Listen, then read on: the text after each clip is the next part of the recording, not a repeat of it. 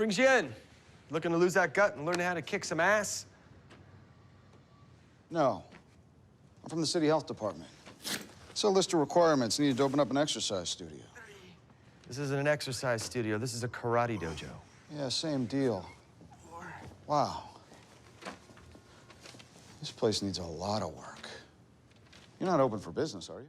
What's going on, everybody? Karate Kid Fanatics back here again. We got our special guest today, John Levine, aka Keith, the health inspector from the City Health Department in Season 1. How are you doing today? I'm doing real great. Thanks. It's nice to be here. Yeah, so what was the thing that just inspired you, to get into the acting industry? Oh, God. So when I was really young, like 5, 6, 7 years old, and living in the Northeast, like New Jersey, New York area, my parents got me involved in TV commercials. Yeah. So I did a bunch of national commercials when I was a kid, and we moved to Florida sort of shortly after that, and there was no industry in Florida, so I kind of just stopped doing it. Now, obviously, being that young, I didn't really, didn't do much, didn't phase me, but I didn't realize how much that experience had really sort of impressed itself on me. And throughout my life, I kind of stayed around the performance space, whether it be I got into TV news, I did stand-up comedy, I did or things around that, and then finally I just kind of realized that it was acting where I was, or where I wanted to be, and that's what kind of got me back into So I saw like where you're a stand-up comedian. What's it kind of like, going from actor to comedian, that type of.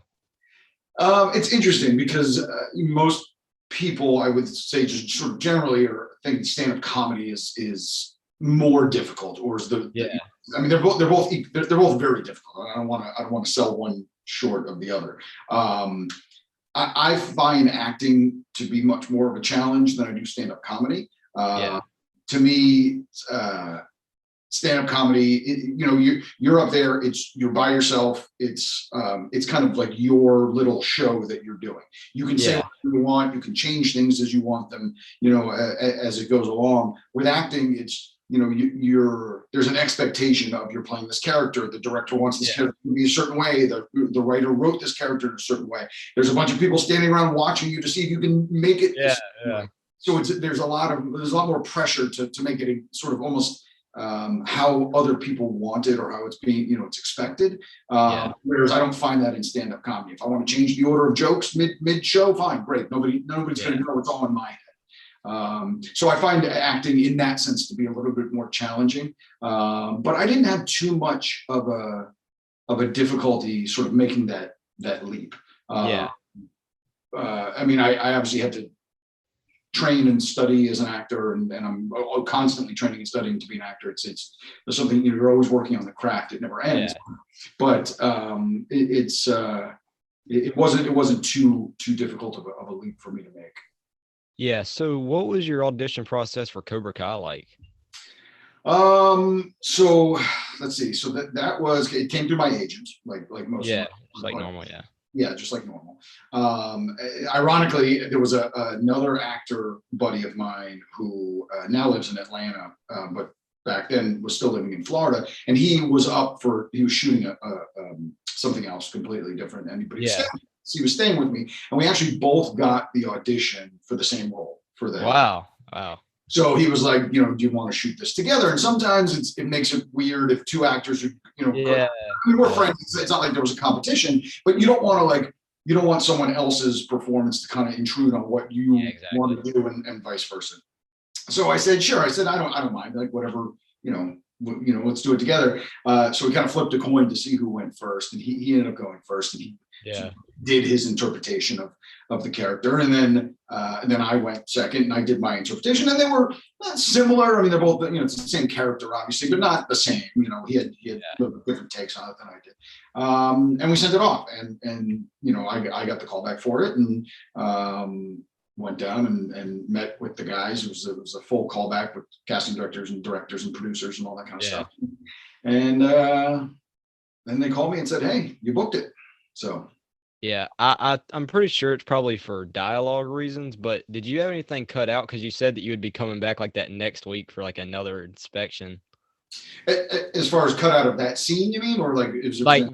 did they shoot another scene of you coming back, or was that just for dialogue No, I purposes? think that was just. I think that was just for dialogue. Yeah. Yeah. So I mean, yeah, I would have loved to have come back next week or next season. yeah, yeah, It was a fun character to play. I certainly enjoyed it. But yeah, obviously, how they write the stories and what they're looking for and which characters and things like that. yeah, It's never up to me. So but if it was up to me, I'd be in every episode. yeah, exactly. So for your like when you went in the dojo, was that the one that's on the soundstage, or was that the actual one in the strip mall? No, that was a soundstage. That was a Okay. soundstage. Yeah. Yeah, I So know they have the exteriors too, but yeah, they do the exteriors at a certain strip center. I don't. It's in Atlanta. I don't know exactly where, but the soundstage, and that was pretty cool. Like that was the first time I think that I'd ever been on a soundstage where they had a full like built out set like that, where it was multiple rooms and things. And it was a really neat thing to kind of see. And obviously they had the light, the outside of it, the exterior of the interior soundstage to make it look like daylight, because I was coming. yeah. So you had really super bright lights that were way overhead, and it was a really neat experience. Yeah, what was it like to work with Billy and Cholo on Cobra Kai? It was, I mean, they were both awesome. I mean, just super awesome guys. Obviously, I'm 47 years old. So, I mean, I grew up watching Billy he was in a ton of 80s movies. Oh, yeah. When I was growing up, not only just Karate Kid, but he was also, in Back to School, and he was in European Vacation. And, all these, all these different movies. So I grew up watching him work. Yeah. So just getting an opportunity to work with him was a fantastic experience. And Jolo at that time, I think was maybe 16 at the time. Yeah, because he was still a minor at that time. Yeah. Yeah, so he was his mom was there and she was awesome, and they're Dodgers fans. I happen to be a Dodgers fan, so we were talking about the Dodgers, and he was going to school. He was doing his schooling on set. So, but everybody was great. I mean, everybody on set was great, and everybody that got a chance to work with, it was a really wonderful experience. Yeah. So, originally was on YouTube, Red or Premium, whatever you want to call it. What was that move to Netflix like? Honestly, it really, I think, got the recognition it deserved. Not that it had a very strong following on YouTube Premium or whatever. I don't even know what it is nowadays, but obviously that wasn't as big as Netflix is. I mean, Netflix is absolutely. So while it had a strong following on YouTube, once it moved to Netflix, I mean, it became the #1 show on Netflix. Yeah, for like 3 weeks or something, whatever it was. And that's when it just blew up. I mean, it literally just blew up. And I was getting calls and emails and texts from people who I hadn't seen or spoken to in years that were just, oh my God, I just saw you on, and they, to them it was new. And I was, well, yeah, I'm like, it kind of happened 3 years ago, but it's kind of been hiding out a little bit. But but I'm very happy for the show that it was able to make the jump to Netflix, because like I said, it gained a much wider audience. So many people saw it, and it really just kind of grew into what I think it always should have been. Yeah, because I like before the whole series of release, they had like a premiere, like the first 2 episodes. I went and saw that. There wasn't 10 people in the theater. It's I mean, listen, all these, there was a big kind of push, I don't know, probably 5 years ago, where everybody was getting into streaming, seeing YouTube and Apple and Facebook. I mean, I did a show for Facebook Watch, with Catherine Zeta-Jones, talk about like kind of obscure. I mean, even when I went to the table read for that, and I was talking to the Facebook people, the producers from Facebook, and I said, I said, pardon my ignorance. I said, but how do I even watch this show? Like, is there an app? Something? She goes, oh no, it's in the Facebook app, but nobody really knows where it is. I'm like, okay, so there's this big push. Now it's kind of settled out a little bit, where you've got, the Disney Pluses, the Netflix, the Hulu, the Prime, and all that kind of stuff. Apple TV Plus, things like that are now really sort of establishing themselves as the main player. So yeah. Yeah, speaking of streaming platforms, what's some stuff you binged during the quarantine? Oh, that's a great question. What did I binge? I watched Servant. I remember that on Apple TV Plus. Oh, WandaVision. Watched. I've started now Falcon and Winter Soldier. What else is on? Oh, I binged. It's kind of old, but I finally got around to it. Was Chernobyl. Yeah. Trying to think what else I really kind of got into. I'm sure there's a few more, but I mean, Yeah. more as quarantine's been going on. It's like Oh, it yeah. feels like it's either been 10 You don't know years. what you're doing yesterday or what day it is. Yeah. I'm telling you, I have no idea anymore. It's sad, but thankfully we seem to be Yeah. coming closer to the end, which is nice. Yeah. So I was looking at your IMDb. I don't know if it was accurate, but so were you like uncredited in a film back in 1981? Yeah, so that's when this was back when I was a kid. Like I said, I was doing Yeah. commercials and stuff, and I was in. There was a movie with John Ritter and Sir Laurence Olivier, and it was a movie called They All Laughed, and Yeah. I played a school kid in it, but that was an uncredited role, and I think it was actually that might have been the actual last thing I did before I moved to Florida as a kid. Yeah. So yeah, so that's. I mean, to be honest, you're not really supposed to put uncredited, like sort of as an actor thing. Yeah. Uncredited roles on there, but I thought it was kind of cool that this was Yeah. way back in the day. But yeah, so. Yeah. So with your scene in Cobra Kai, was there any, improvising or was that just all script? No, that was pretty much all script. We really, it wasn't what they call a word perfect show, which is they'll let you know, like, this is the way it was written, this is the way you say it. Yeah. There was never that discussion, but it really, not that I wasn't in a position to add that, but the writing was so strong in that show, which is what makes it so good, Yeah. is it didn't really need anything. I mean, Yeah. the writing had everything it needed. It had a really good cadence and a really good flow, and Billy and Shuller were great in how they worked and their timing. Yeah. Just, I mean, you see how it turned out. It just really turned out. I mean, listen, we're talking about a show that came out, what is it, 2018 maybe? Is that when it? Yeah, because I think y'all filmed it 17, came out 18. Yeah, exactly. So I mean, we're talking. It's 3 years old. I was in one scene in the second episode, and I'm still talking about it. So it certainly speaks to how well it was written and how good that show is. So. Yeah. So have you seen Cobra Kai season 3? I have not seen it yet. I have not. Yeah, it's good. I've heard, and I just, to be honest, I've been working on some other stuff, and I just haven't gotten to sit down because I know that my problem is once I start it, I'm not gonna be able to. I can't just be like, oh, I'll watch an episode, and then it's. Yeah, exactly. Yeah. So. Yeah, it was funny when you're like, cool rattlesnake. Yeah, like I said, there were some really good lines and some really good dialogue and comedic elements to that scene that really just made it stand out. Yeah. I've seen where you compete in golf. What's it like being like, I guess, like a competitive golfer? I don't know if I compete in golf per se. There's actually a thing here in Georgia. It was started by a casting director. It's a Facebook group called the Georgia Entertainment Sports League. And he started it's just a way for people that work in the entertainment industry, whether it be casting directors, actors, producers, stuntsies, PAs, whatever, it doesn't matter. To just kind of get together and do some fun stuff. So whether they do ski trips and bowling and golf and horseback riding and yoga and all this kind of cool stuff, and you get to network, you get to meet other people that are in the industry.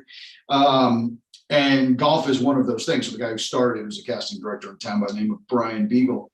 Him and I are golf buddies, and so he started putting together these little kind of scramble golf tournaments. So there's been, I think, there's even 3 or 4 of them, but my team has won 2 of them. So we're very, so they want to break up our team, which we think is kind of whatever. It's but it's fun. We do it. It's just all fun. We just do it for the fun of it. It's great to get out, and I love to play golf. So any excuse I can use to play is.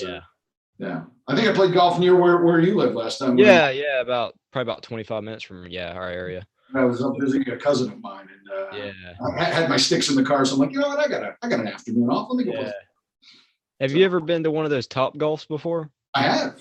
Yeah, that's about my only experience with golf. I'm not very good. You know, it's funny that it's Topgolf is helping to introduce the sport to a lot of people that normally wouldn't have just sort of like, oh, I'm going to go out to a course and play. And I think it's a great thing. Like, to me, the more people that get involved in golf, the better, because it's gonna, in it. Like, golf, frankly, was in trouble for a little while. Like, they were closing golf courses, and not enough people were playing. And now it's really, especially, you know, with the pandemic, because it became like the one sport that you could go out and play. You know, because be away from everybody. Exactly, socially distant, and so a lot of people are playing it. It's really hard to get tee times now, but that's a good thing. It's a good thing. Yeah. What was it like to work on The Gifted?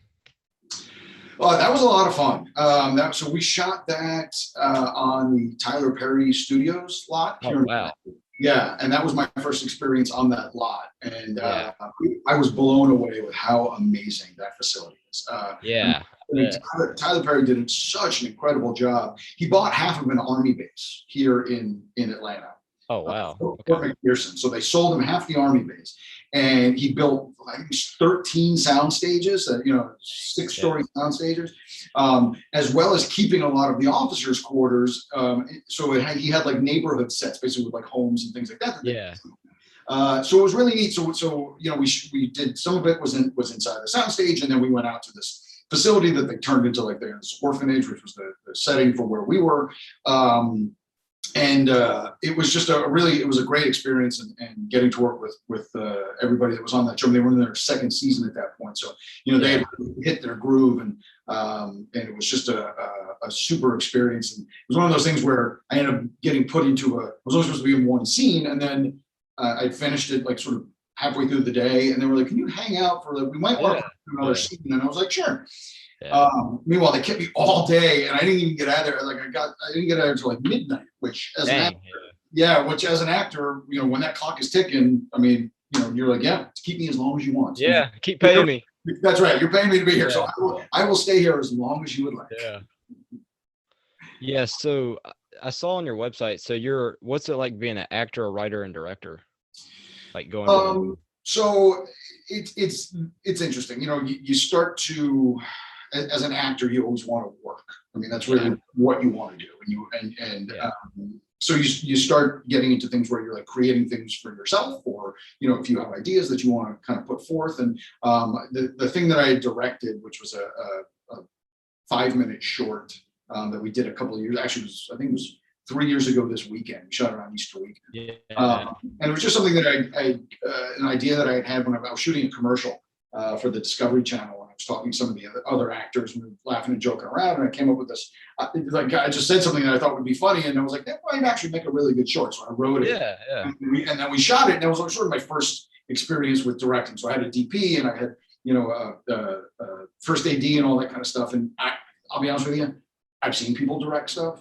I've never actually done it. And, you know, they were looking at me, they're like, okay, you're the director. Like, what are we doing? I'm like, okay, like, let's do this. It was much more difficult than I sort of envisioned it being. There was a lot going on that you need to kind of manage and shape, and how you wanted the story to go and what needed to be shot. I enjoyed it. I don't know if I would like to do it and act at the same time, because I was also in the short, and that was very difficult for me to kind of do both of them. I mean, again, it was my first time, but it was fun, and I certainly enjoyed it. And then I guess like December of 2019, I always keep kind of like a file of ideas that I have for shows and things, just whatever. And I was just digging into that file, and I found this idea that I'd had. And I was like, you know what, I'm going to start writing this. And I just literally put kind of, you know, fingers to keyboard, I guess, not pen to paper, but fingers to keyboard.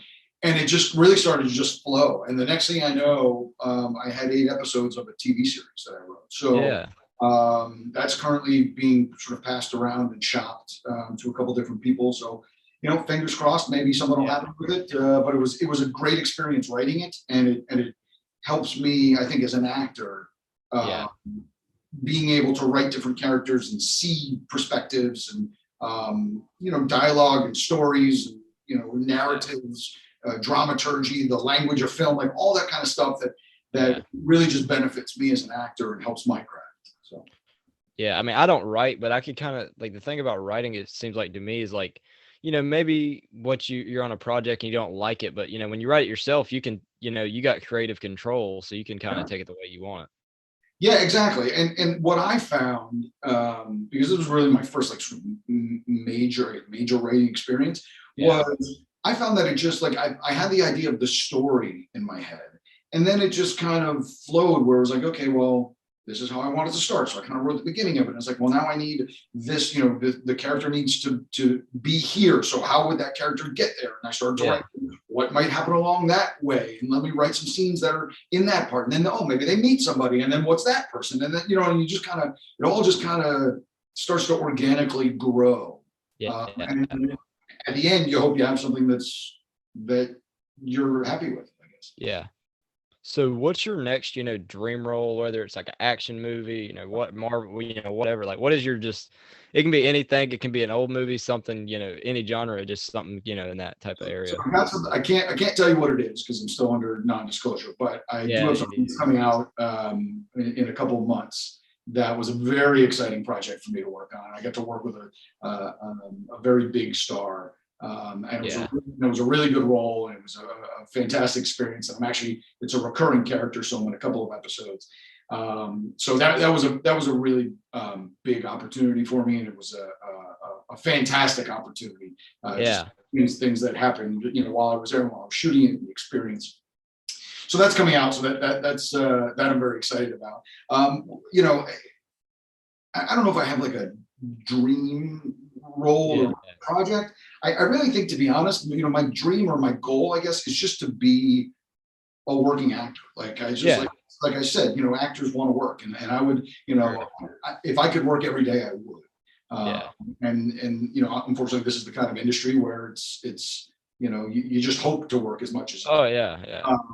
So that's my dream. That's my goal. If I could, I'm not looking to get famous. I'm not looking to be a celebrity. I just love to act. And if I could do that as much as I wanted to, that would be my dream. Yeah. So what was your experience like working on Swamp Murders? That was actually the first acting role I booked when I moved to Atlanta. Oh wow, yeah. Was that role. So I was very excited about it. I was very happy about it.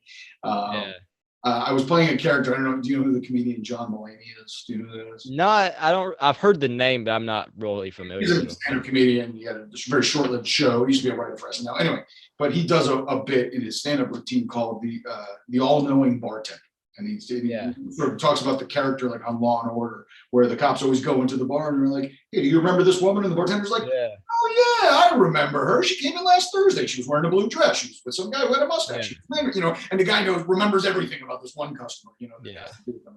And that's what this character was like in Swamp Murders. He was that guy where he was the bartender, and you remember this girl? Oh yeah, she won the karaoke contest. So that was a fun little role to play. Like I said, it's my first one, so I was very excited about it. Yeah. My first role in Atlanta, I was very excited about it. But it was the setting of the scene was supposed to be in Florida in August. Yeah. So we're in this bar and we're wearing short sleeves and shorts and that kind of thing. It's supposed to be Florida. It's August. Except it was Atlanta and it was like February and it was like 17 degrees that day. Yeah. The place where we were had no heat. So the crew are in parkas and scarves and they're all bundled up. Meanwhile, all the actors are in shorts and t-shirts. We're all freezing and they're like, "Okay, everybody, think warm. All right, action." You have to be like, "Okay." Yeah. So anyway, and it was, so that was it was an all-day thing and it was fun. And actually I worked with Keith, who was also in Cobra. Okay, yeah, Keith Arthur Bolden. Correct. Yeah. So him and I, he played the detective and I played the bartender. So him and I got to know each other a little bit on that set. And then I actually saw him again at the callback for Cobra Kai. So he was there for his callback and I saw him again. So we bumped into each other then. So it was pretty funny. It was just sort of ironic, but I mean, it's a small acting, or was a small acting community, I guess, here in Atlanta. It's grown tremendously, but yeah. Yeah. So I heard, from what I've heard, the industry's picking back up in Atlanta. Are you getting, is it coming back, through there? It is coming back. It's certainly slower than it normally is. But it's not dead like it was last year. I mean, last year, middle of the year, it was I mean, just dead in the water. There was nothing. It's starting to come back. I actually have an audition here that I have to shoot after this interview. Yeah. There are things that are kind of trickling in here and there, and I mean, it normally it's kind of starts and fits. You know, you'll have a week where you get 6 auditions, and then you'll have 2 weeks where you get no auditions. And Yeah. Stops and starts. And then you're starting to see that come back, which is good. It's like, it's not as, now it might be you get 3 auditions in a week and then you go a couple of weeks without one, or you get 1 or 2, or whatever. But it's definitely starting now that the vaccines are, more people are getting vaccinated. Absolutely. I mean, I'm now fully vaccinated. I got my 2nd dose on Monday, so I'm very happy about that. And, Nice. Yeah. yeah, so that's starting to kind of get things going back toward. Yeah. I guess we're getting towards the end of the tunnel, hopefully. Oh, fingers crossed. Everybody get your vaccines out there. Make sure you get your vaccine. I think it's going to be probably another year or so before we're fully. I don't know if we'll ever get back to normal though. I was going to say, I don't know if there's anything, a normal. I think there's going to be a lot of holdover things that you're going to see. But it's funny. I had an appointment just to check up with my doctor earlier in the week after I got my 2nd dose. Yeah. And he asked me, he's like, what are you most looking forward to now that you've been vaccinated? What do you want to do? Yeah. And without missing a beat, I looked at him and I said, I want to go to the movies. I want to go see a movie in a movie theater. I said, I used to go to the movies once a week, and at least. And I miss just that experience of going to a theater and sitting in the dark and watching a movie. And overpaying for a bunch of stuff. Yeah, I mean, it's all part of the charm, I guess. But I certainly, that would make me feel at least a little normal. And I guess I have to wait like a full week until like I'm fully, the full efficacy of the 2nd dose takes. So on Tuesday, I'm going to go see it. Yeah. One thing I don't understand is one thing I don't get, it's like talking about washing your hands. Why weren't people washing their hands in the first place? You'd think, right? I think this gave people better habits that they should have had before, but yeah, no, it's, and I think people are just going to be, if nothing else, it makes you feel a little bit more comfortable, just being vaccinated. Frankly, it's like, when I would go out, I would just be uncomfortable, even just in the grocery store. People are wearing masks, but you just don't know what's out there. And now I just feel I really felt like a weight lifted off my shoulders, even though I still wear a mask everywhere I go. I still, all that kind of stuff. I just don't feel like I'm just so nervous about I'm going to catch something. Yeah. Like I said, I'm a little bit older, and I'm not the most physically fit person in the world. So God forbid I get it. It can cause some real damage. So I'm certainly feeling more relieved at this point. Yes. So is there any, hobbies, you picked up during the, having to stay at home and all that? That I started doing, probably not. I mean, I probably did more of the stuff that I'd always done. I would always like to bake and cook. Yeah. I started doing more of that, I play a lot. I played a lot more golf than I did, just because it was really one of the only things to do. I don't think there's anything that I picked up. It's a really good question. I started editing myself into old movies. I saw the Sean Connery one. That was awesome. Yeah. Thanks. So I started my agent, had reached out to me and was like, "Hey, do you have a green screen? I need you to shoot like you're a TV reporter. Can you put something together like that?" And I said, "Sure." So I went in my closet and I found I had a green screen, put it up and did it. And then once it was up, I was like, I can do some more stuff with this. You know what I mean? So I was sitting home doing nothing. I'm like, I'm going to start editing myself into some old movies. So that's what I started doing. So that was a little fun little project that I started doing. Yeah. Talking about Sean Connery, what's your favorite Bond movie he did? Goldfinger. Yeah. I'm a big James Bond fan, and Goldfinger's probably my favorite. That's a good one there. And nowadays, what's interesting is I have a better appreciation for Timothy Dalton as James Bond than I did when I was growing up. I wasn't a fan of the Timothy Dalton James Bond. But now looking back on it, I think he played a better James Bond than Pierce Brosnan. So. Yeah. Goldfinger's the one where they have like a little bit of martial arts in it too, right? One of them had, I can't remember. No, I think that's You Only Live Twice. Okay. I can't remember. It's been a while since I've seen them. Yeah. No, Goldfinger's the one where they're trying to rob Fort Knox is what they're trying to do. So, last question. What's your advice, for anyone wanting to get in the industry, whether it's writing, directing, acting, anything? Don't. No, I'm just kidding.